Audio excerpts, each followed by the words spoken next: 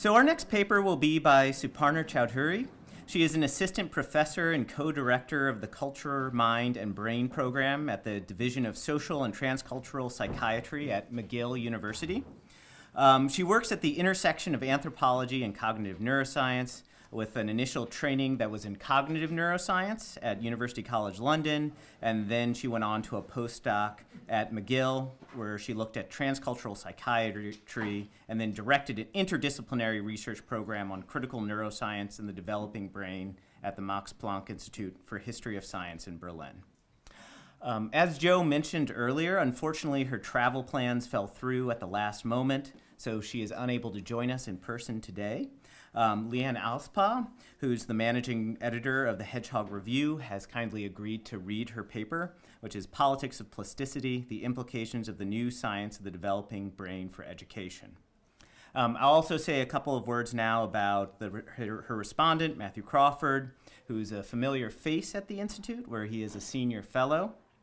He earned a PhD in political philosophy from the University of Chicago, specializing in ancient political thought.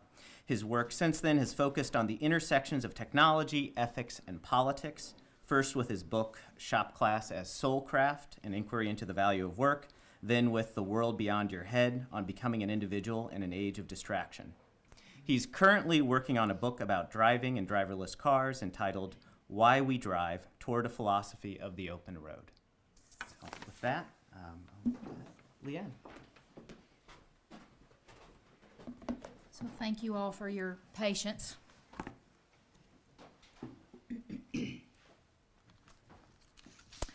Neuroplasticity is a concept denoting materiality and specificity of learning and teaching in terms of brain processes. Its interpretation is open-ended enough to encompass and reflect a range of values, hopes, and anxieties about the character and future of children and youth. Plasticity as a metaphor and as a way of envisioning change, adaptation, transformation, and healing has been a cornerstone of the neuroeducation initiative. With the emergence of developmental cognitive neuroscience, large-scale neuroimaging techniques have been used to chart brain maturation from childhood through adulthood, demonstrating the distinct patterns of structural and functional development of the plastic adolescent brain. This recently established neuroscientific model, along with the popularized version of the teen brain, offers new explanations of adolescent decision-making, risk-taking, social interaction, and mental health and illness.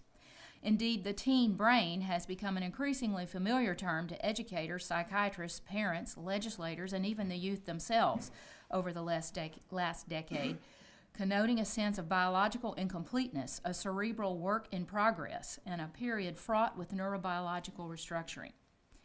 In recent years, advocates for the application of neurodevelopmental science and public policy have made strong claims about the ways that specific brain data can inform pedagogical approaches, and the effects have already begun to be felt in the areas of education. However, to date, there is little analysis from the social studies that systematically investigated the promised pitfalls, processes, and implications of the knowledge translation between adolescent brain science and policy.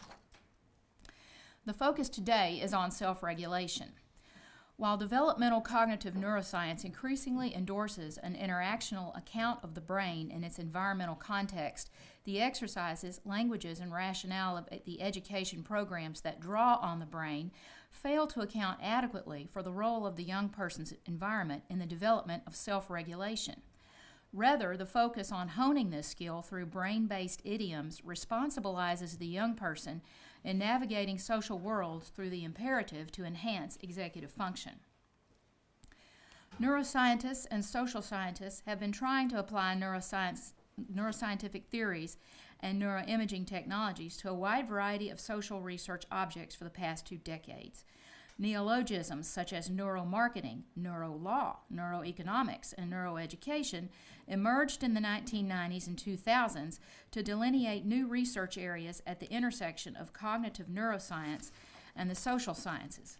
In the field of education, teachers' interest in the potential applications of brain research to practices in the classroom dates back to at least the 1980s. But early attempts to inform education policy and practices with brain knowledge only started in the 1990s, when a number of educators and education policy experts started to bring what they called brain-based learning or brain-compatible learning from the margins of the educational field to center stage. The self-proclaimed brain-compatible movement represented a first attempt to translate neuroscientific research on various aspects of human cognition, like memory, attention, and emotion, into tools geared toward the improvement of teaching techniques. Most of the advocates for brain-based informed education did not have any formal training in cognitive neuroscience and came from a variety of backgrounds. The most active were enthusiastic and opportunistic educators, convinced that knowing more about the functioning of the brain would help improve teaching strategies and student learning. Brain-based education also had advocates who recognized its marketability as a turnkey solution for the various problems facing the American educational system. Brain-based learning emerged at a time when a series of restructuring reforms were implemented in the American education system. From the 1990s on, reform focused on the evaluation of students, teachers, schools, and the imposition of state testing standards. Brain-based knowledge, on the contrary, emphasized the role of student-teacher interaction. For teachers, it held the promise of regaining the power over the teaching agenda that they had lost to politicians and education policy advisors. As is often the case, the media and politicians did not wait for scientists to identify the many problems of brain-based learning assumptions. The idea that one could shape neurobiology began to enter the public discourse and to inform policy. By the end of the 1990s, brain-based learning was the focus of a growing number of news articles in publications such as Newsweek or Time, along with books aimed at educators and the general public. In addition, the translation of cognitive neuroscience's findings into lay language gave rise to a number of more or less intended exaggerations referred to as neuro myths. Perhaps the most famous example was the popular Mozart Effect, in which parents and educators were exhorted to have young children, even those still in utero, listen to classical music to improve their future cognitive abilities. A book of the same name by Don Campbell, The Mozart Effect, in 1997, purported to use the epistemic authority of science to lend credibility to pseudoscientific overstatement. The idea that sustained stimulation of infants would increase their intelligence also made its way into the political arena. State governors of Georgia and Florida passed bills to encourage mothers and daycare centers to play classical music to children. And in his 1997 State of the Union address, President Bill Clinton declared, quote, "Learning begins in the first days of life. Scientists are now discovering how young children develop emotionally and intellectually from their very first days, and how important it is for parents to begin immediately talking, singing, and even reading to their infants. We already know that we should start teaching children before they start school," end quote. A few weeks later, the Clintons hosted a White House conference titled Early Childhood Development and Learning: What New Research on the Brain Tells Us About Our Youngest Children. That same year, the backlash began for the brain-based movement from both educators and neuroscientists. John Brewer, a philosophy of education and former director of the McDonnell Foundation, a neuroscience and education research funding body, wrote the first and most representative criticism of the then nascent applications of neuroscience to education. Although in 1993 Brewer had written about the possibility of using cognitive neuroscience to improve education, he felt that neuroscience was ill-equipped to translate its findings into educational contexts, and that cognitive psychology was paramount to bridging the gap between neuroscience and education. According to Brewer, neuroscientific research could not answer the question of how the emergence of these capacities relates to later school learning or to the acquisition of culturally transmitted knowledge and skills. The criticism culminated in the drafting of the 2007 Santiago Declaration, in which renowned child development scholars publicly expressed their concern about the uses and abuses of brain-based claims in the education field. Cognitive neuroscientists had largely remained uninterested or cautious about the educational implications of their work in the 1990s. But by the mid-2000s, some of them sensed that brain explanations of social phenomena were gaining traction in the eye of the media and the public. Since funding agencies were increasingly asking scientists to include social applications in their grant proposals, education seemed like a perfect candidate. To establish the boundaries of the neuroscience and education field and to gain legitimacy, a few scholars started by ostracizing the brain-based community and its damaged image. Discrediting brain-based learning became ever more pressing as they sought to establish their own authority on educational matters. Brain-based learning suffered its greatest reverses when scientists concluded that it had become an industry, dedicated to designing and selling games, products, and curricula that were commercial and profit-driven. The field of education had also previously been governed by cognitive psychologists whose educational theories did not particularly mobilize brain knowledge. Therefore, the emerging neuroscience and education community aimed at bypassing the dominant influence of cognitive psychologists. Cognitive psychology, however, had not been able to provide a visual proof of mental states, and neuroscience was claiming that neuroimagery could provide such visual evidence of cognitions. Educational neuroscience built on this assumption and made it a central argument of its legitimacy. The editors of the Harvard journal Mind, Brain, and Education, launched in 2007, justified the necessity to create a new field at the intersection of education, biology, and cognitive science by noting, quote, "As hidden processes of the body and brain become visible, researchers and educators can begin to observe the biological effects of educational interventions and relate them to outcomes in learning and development. This new approach can simultaneously inform effective practice and build fundamental knowledge about the ways that children and adults learn and develop," end quote. Wanting to start anew and not be identified with the early criticism of brain-based learning, these scholars rebranded the research domain at the intersection of cognitive science and education as educational neuroscience. At the same time, the International Mind, Brain, and Education Society joined the Mind, Brain, and Education Journal in an effort to create alliances with biologists, cognitive and developmental scientists, and education research and practitioners in a more general mind, brain, and education research agenda. Since the 2000s, the field of educational sciences had witnessed a sharp increase in the application of cognitive neuroscience, including non-symbolic representation of quantity, especially with subjects of kindergarten age, studies on the impact of education on learning, and classroom interventions into developmental dyslexia based on brain imaging. However, translating neuroscientific findings into practical and applicable knowledge for educators remains elusive. Much of the literature still focuses on the challenges of creating an interdisciplinary research area and of translating neuroscientific findings into practical and intelligible knowledge for educators and education policymakers. A major problem facing neuroscience and education advocates is the relevance of brain explanations for educational purposes. Indeed, its very relevance for cognitive psychology is still being debated. But neuroscience scholars, the brain-based alternatives tend to offer much simpler solutions that appeal to private schools and parents alike. But educational neuroscience scholars lament that brain-based research still misleads a number of teaching practices, perpetuating misconceptions about the workings of the brain, including the discredited idea of the right brain, left brain dichotomy. Brain-based education remains deeply entrenched. Granted, it had a head start and has become a familiar concept among parents and teachers. Further, the recognized fact that it is a multi-million-dollar industry adds to its perception as a time-tested and successful pedagogical approach.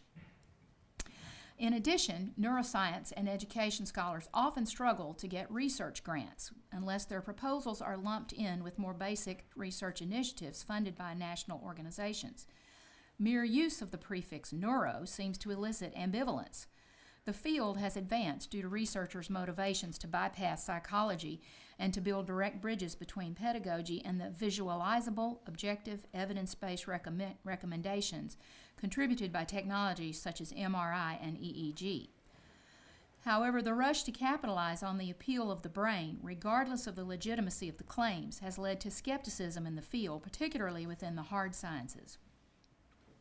Researchers urge users of this knowledge to be cautious about the rapid entry of neuroscientific wisdom into social practices, particularly against a background of a strong media appetite for neuroessentialism.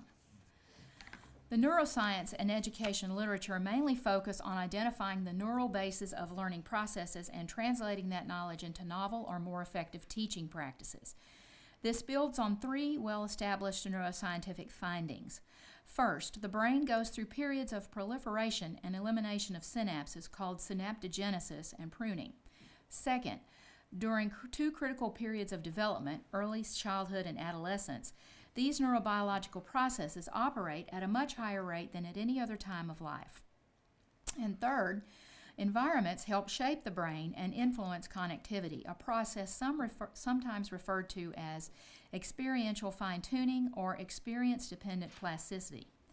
Some researchers also argue that there may be an optimal learning age when educators should adapt the teaching of specific subjects to brain-based age windows for learning. Building on these brain proprieties, scholars and educators advocate that children's brains can be modeled, shaped like clay, by certain practices in the classroom.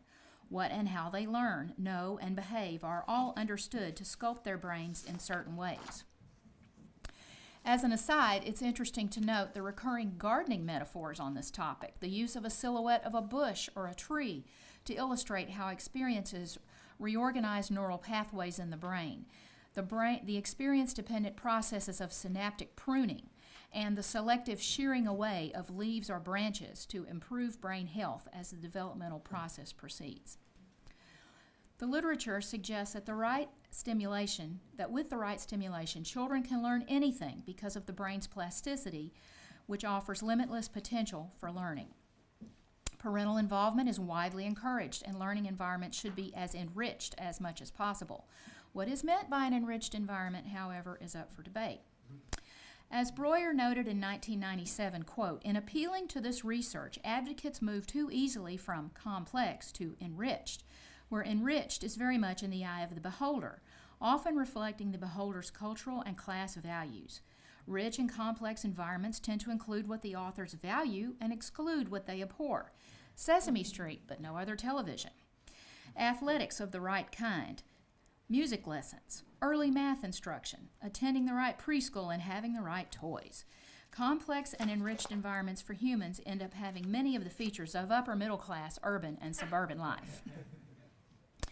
Neuroplasticity is an idea that has gained unprecedented currency since the discoveries of adult neurogenesis and of protracted developmental plasticity in childhood in the last couple of decades and, as some have argued, generated an influential way of being human. The appeal of neuroplasticity can in part be explained in terms of its mechanistic, visualizable material form. Associated with state-of-the-art technologies such as MRI, it has the appeal of objectivity while also having a degree of accessibility as a scientific concept. Processes of synaptic proliferation and pruning have an intuitive clarity, thanks to the gardening metaphor so often at work in neuroscientific explanations of developmental neuro and psychological change. Crucially, its interpretive flexibility also offers opportunities to use it as a convincing rhetorical device to denote the brain's limitless potential to become something else, better, more efficient, healthier, and in other ways different. It is worth quoting at length how the mind and brain education theory was implemented in teachers' practices at St. Andrew's Episcopal School. And I'm sorry, I don't know where that is. Quote, "We began our work with a simple and playful introduction to neuroanatomy. We included things like the basics of how neurons function, an interview of the path from sensory inputs to the formation of memories, and the limbic system and how we react to stress. Present this well, and it fascinates teachers. However, this neuroanatomy content knowledge is not actually that important for educators. What is important is where it leads. We use it as a setup to the most crucial mindset shift that we believe to instill in educators, the deep-seated belief in neuroplasticity and its transformative potential. Teachers are brain changers. Whether a teacher believes it or not, their students' brains rewire as a consequence in part of what that teacher consciously chooses to do or not do. The impact of that knowledge, extended through schools, teachers, parents, and students themselves, will break a lot of stereotypes, will empower wiser decisions, and will change these fixed mindsets. There are doors being closed and people feeling they can't do something, that they don't have the brain power to do it. But with neuroscience and things like neuroplasticity, they would have much more confidence that effort, feedback, revision can result in basically unlimited potential skill sets. It's a mental management issue, something that can be fixed. There's a more proactive attitude towards the kids' progress and in turn how they see themselves. I don't want to say that they don't feel responsible for the way they are, but they do believe they feel like if I work, if I focus on this, I can change it and make it more functional, whatever it needs to be." End quote. Such notions of mental management reflect the sense that plasticity, or malleability of the brain, appears to orient us away from localization theories of the brain and cognition that have long been critiqued for being reductionist or likened to neurophrenology. Plasticity seems instead to open up a space for non-reductive brain-body-world interactions, leading us from views of the brain as a site of determination to one of transformation, over which individuals have mastery to mold and style. This idea of the brain's malleability throughout life and the implication that we humans can direct fundamental biological processes, of course, carries with it a whole host of ethical imperatives about how we ought to manage this process. Areas of the brain that are particularly plastic during development are understood as substrates, which can serve as targets for interventions by educators, psychotherapists, parents, rehabilitators, and policymakers. Increasingly transmitted through popular literature, museum exhibits, children's stories, and hand models, the description of the brain as plastic and the prescription that we should act to influence its development appear to be self-evident, natural, below history, and universal. Self-regulation has been a long-standing research topic in cognitive psychology. Although the concept still lacks a consensual framework, it has been used to study a wide range of topics relating to psychopathology and health problems.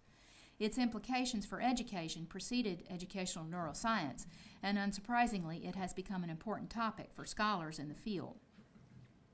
Quite interestingly, there is much debate in the neuroscience and education community about what the brain has to say about education, but students are rarely involved in the process. In fact, there are virtually no studies that have taken into account the perspective of students who have been affected by educational neuroscience. Cognitive neuroscientists support the vision that self-regulation is a high-order cognition controlled by the executive functions of the brain. Successful self-regulation implies top-down control from the prefrontal cortex over subcortical regions. The latter are involved in reward and emotion processing, two important cognitive processes that need to be regulated by oneself if, according to advocates of brain-based education, as well as neuroscience-informed parenting, one is to succeed in school. In the U.S., the long-standing concern with underachievement correlates with a long history of connecting that underachievement with children's incapacity to self-regulate. The concept of self-regulation assumes autonomy as an underlying prerequisite condition towards which children should thrive, especially in liberal societies that emphasize the value of personal agency and self-determination. The neuroscientific approach to self-regulation entails additional problems. Self-regulation in the cognitive neuroscience literature is often described as an individual's reaction to some form of external stimulus. But individuals' actions are not to be confounded with their reactions. Individuals act based on a complex conglomerate of factors such as personal history, situational assessments, underlying motives, emotional states, perceived external demands, etc. Individual intentions cannot therefore be understood out of context. Self-regulation is often conceptualized as an inner capacity, decontextualized of this cultural, social, historical, and natural environment in which the process has taken place. Further, self-regulation is always envisioned in ways that are well aligned with institutional objectives. Therefore, as many researchers have demonstrated, particularly those from the critical pedagogy approach, learning to self-regulate is not so much about learning to cope and deal with personal hardship as it is learning to subject oneself to compliance with institutional constraints. This creates the odd situation of encouraging children to cultivate autonomous self-regulation while at the same time constraining the freedom necessary to self-direct their own development and learning. Moreover, self-regulation implies a constant state of self-monitoring, whereby the responsibility of identifying what needs to be regulated falls back on the individual child. This leads to stress and the somewhat misleading characterization of stress as an inner deregulation rather than a normal response to external stressors. The environmental and wider systemic causes of stress are set aside, and the focus is on working on oneself to identify and regulate negative emotions and to adjust successfully to a given circumstance. Such concerns have been central to the critiques of mindfulness as an increasingly championed educational tool for youth. Adolescence as a life stage, education as an institutional space, and neuroplasticity as a biological process together all provide a particularly charged moral arena in which societal projections play out about the characteristics we want to cultivate in the adults of the future. The plastic brain is presented as a substrate in the making, a process of becoming, a canvas of potentiality. The objectivity and durability of neuroplasticity offers a sense of possibility that contributes to the appeal of neuroeducation for educators, researchers, and policymakers. 10 years ago, the question of context in developmental cognitive neuroscience was almost entirely omitted from any experimental design. Socioeconomic status, ethnicity, environment were all factors to be controlled for. But in recent years, these have become variables of interest among a handful of neuroscientists who have begun new research on poverty, urbanicity, and social status, all of great interest to educators and policymakers. How do we understand this in terms of the potential and risks for social policy and everyday understanding given the epistemic authority of neuroscience? Plasticity, as a model for understanding development, arguably carries potential as well as problems in terms of ways of viewing a young person in a social environment. On the one hand, it brings attention within the purview of neuroscience to context. On the other hand, it draws context into the confines of the skull. Advocates for neuroeducation understand adolescent neuroplasticity as a process of possibility, and the neural effects of educational initiatives such as mindfulness as liberating the teenager from social circumstances. However, the scientific discourse around mindful interventions provides a neural substrate for self-regulation among adolescents, a brain-based approach to managing one's own emotions and intentions and adjusting to one's environment, to individualizing and responsibilizing the young person. Neuroscience and mindfulness may be explained by understanding neuroplasticity as a mechanism of hope, a recursive biological process for transformation of oneself through various mindful practices that make possible change from illness to health, from distress to well-being, from at-risk youth to stable, compassionate adulthood. Neuroplasticity moves to overcome biological reductionism by emphasizing the situatedness of the brain socially and culturally. When imported into educational initiatives, some critics have said it promotes neuronal selfhood, leading to over-individualizing and passivity, to anesthetizing people in times of risk and uncertainty, to detracting from active citizenship. In fact, the very problem some of these interventions seek to remedy. Qualitative studies have shown that new pedagogical tools, cast in neurological terms, increasingly aim to shape better, that is, more resilient, emotionally intelligent, and well-regulated children and young adults, but that the imperatives for change focus on the individual, while the structural context ebbs out of view. In the context, for example, of inner-city American youth who may have frequent contact with the juvenile justice system, or in struggling British schools in deprived neighborhoods, these tools pose particularly challenging problems, imposing values and ideals that neglect the complex context of the young people they aim to serve. While neuroscientists seek to engage empirically with questions of social inequality excuse me, and the social systems of adolescence, these contexts may be heavily gendered or racialized, requiring an intersectional response or approach. Understanding social inequality through the lens of the brain is a new area of research that warrants serious critical reflection. As others have pointed out, a critical approach is required to remain aware of tendencies toward biosocial determinism in linking neural phenotypes to social context and social problems.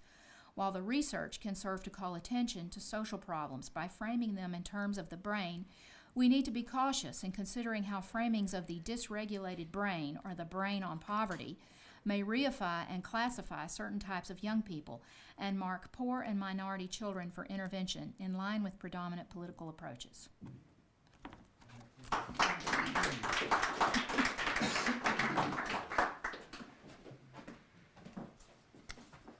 We've got sort of an odd procedure here with the ventriloquist method because our author isn't here. So in his remarks from the Peanut Gallery, Tal said something that I think sort of puts his finger on what has been the central kind of rubric of this morning, and I expect will be for the entire conference, which is, as he put it, a kind of slipperiness between you and not you, and therefore a kind of instability in our picture of agency. And I want to kind of take that thought and telescope it out into a kind of social and political register, using Choudhury's very interesting paper to do that. So the excitement about neuroplasticity probably stems from the fact it seems to deliver us from biological determinacy. Professor Choudhury shows us that this is a double-edged sword. She has a nice phrase for the brain that can rewire itself. She calls it a substrate in the making. So your fate will be set biologically in the future by what you do now. So this raises the stakes for self-making. She points out that neuroplasticity has been called a mechanism of hope. It could also be called, I think, a mechanism of anxiety. Are you playing, and then the particular issue I want to pick out is parenting, and it's how it fits into this. Are you playing Mozart for the child in your womb? Whatever its scientific merits, the popular doctrine of neuroplasticity gears into parents' felt need to manage and control their children's early experiences even more.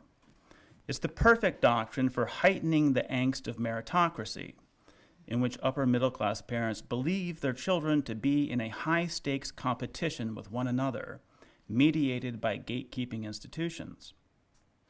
So in the paper she mentions this $50,000 a year kindergarten, and I'm guessing that the idea of a crucial window of plasticity, which this school is uniquely well positioned to exploit, makes for a pretty good pitch, a good way to compete against other schools for those tuition dollars.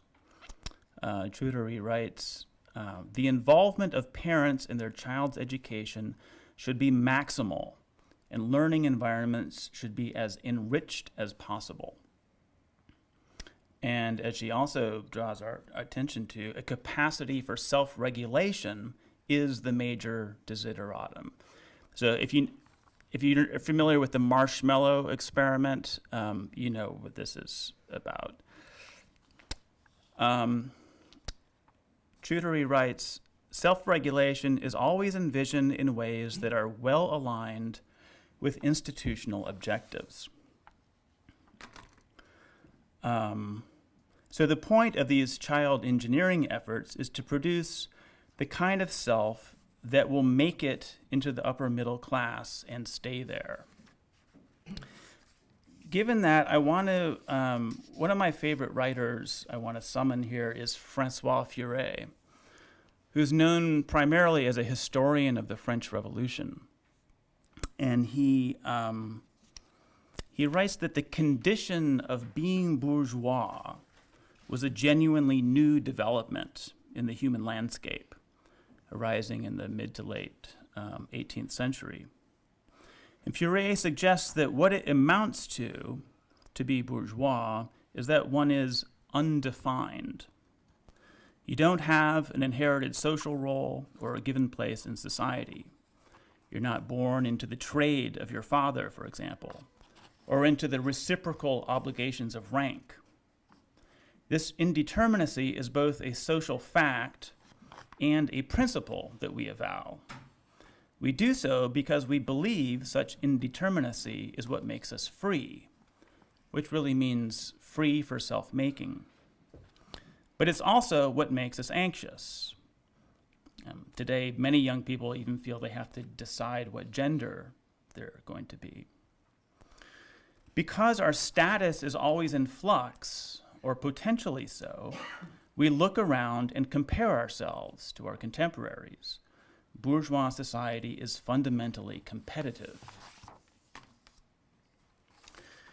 The neuroeducation movement, I think, could usefully put in conversation with what is often called the mommy literature, in which women write about the impossible demands they feel they must meet. And here I'm relying on a forthcoming book on the family by Matt Feeney that I highly commend to you when it comes out. And he quotes one Judith Warner in a book titled Perfect Madness. She wrote, "No act was too asinine. A New York mom, for example, bragged about quitting her job to devote more mothering time to her preschool son after testing showed that his pencil grip wasn't right." Feeney writes about his own parenting and points out, quote, "Now that you've entered the popular discourse of child neurology, as all mindful parents end up doing, you can't entirely dismiss the mom who quits her job to attend full-time to her son's pencil grip without at least some follow-up. You have to ask yourself, what's that about? What's a weak pencil grip a symptom of? Now that I'm thinking of it, how's my kid's pencil grip?" And you read about extreme outliers, such as the famous tiger mother, but such examples can't simply be dismissed as irrelevant to one's own case. This is getting at Furai's point about what it means to be bourgeois, I think. So I have a long quote here from Matt Feeney. He says, "If the primary practical fact of my family's life is that I'm helping my kids chase something, and if the thing I'm helping my kids chase is the same scarce thing that Amy Chua's helping her kids chase, and if everyone's marginal chance of catching this thing reflects the planning and effort that went into the chasing, then Battle Hymn of the Tiger Mother isn't just a quirky memoir by a mom who's clearly top percentile in the hard driving department. It's an actual challenge, a gauntlet tossed at my lazily tapping dad feet, which leaves one part of me thinking, what should I do? My kid's 11, and I never got her started on piano. While another part sighs, well, to the tiger moms, kids are going to have to go to the spoils, because I can't even. This is the predicament many parents feel they're in now. The competitive challenge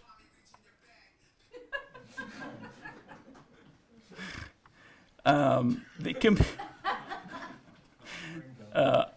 was planned ahead of time.